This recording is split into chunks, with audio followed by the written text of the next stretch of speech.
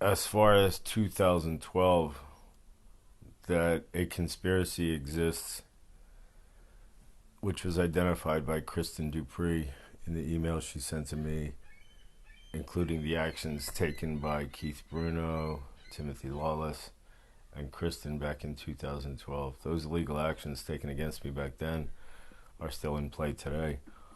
And Judge Bruno won't even acknowledge his involvement in that time. His involvement in 2014 when I came up here and was thrown in jail and wasn't able to come back up because of the Lawless special and the situation that Lawless likes to create. Conviction for any crime while you're on state parole would result in me losing all of my good time, and I would have to start serving my 1 to 5 year sentence all over again.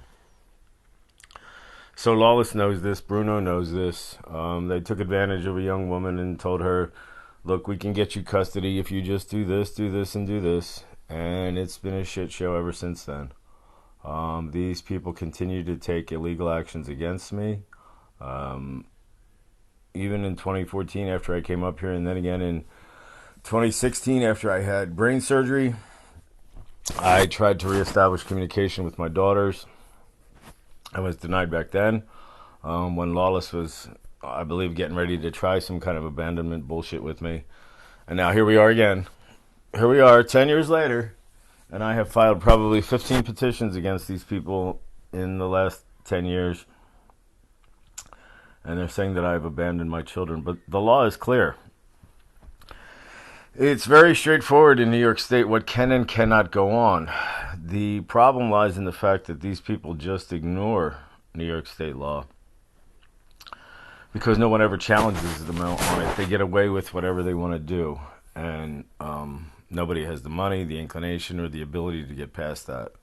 Well, I do, and I've already succeeded in doing it and getting it out of Clinton County and down to Albany. It's just a matter of them trying to delay what is the inevitable. Once it's laid out for you, it's easy to understand. But once again, I run into the same bullshit up here in Clinton County, even with my neighbors. They think that, well, you must have done something. You can't have lost your kid. I mean, they don't use PTSD against people. The hell they don't. I mean, these fucking people are ignorant. They sit there and tell me that, they don't do this or they don't do that, or that, denying somebody their parental rights is a very, high bar. And yet they go ahead and do it anyway. Again, that's, like I said, because there's no accountability. These people get away with doing whatever they want. And then when you try to explain it to people, they look at you like you're crazy. Like, how can this possibly be? Well, it's just fucking corruption is all, and bias and prejudice.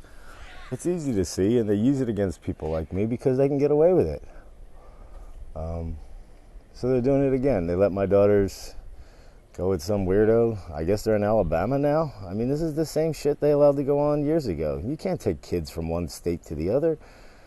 They just dissolved a custody agreement, custody order with Kristen, threw my daughters into chaos and a lot of risk over nothing. So I'm recording this just as a way to make sure that I take these notes on the actions that are required going forward.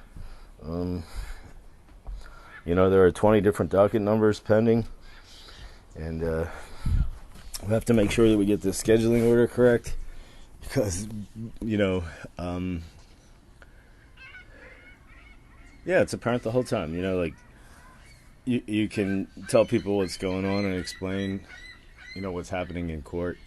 And people look at you like, well, you must have done something, asshole. So, here you go.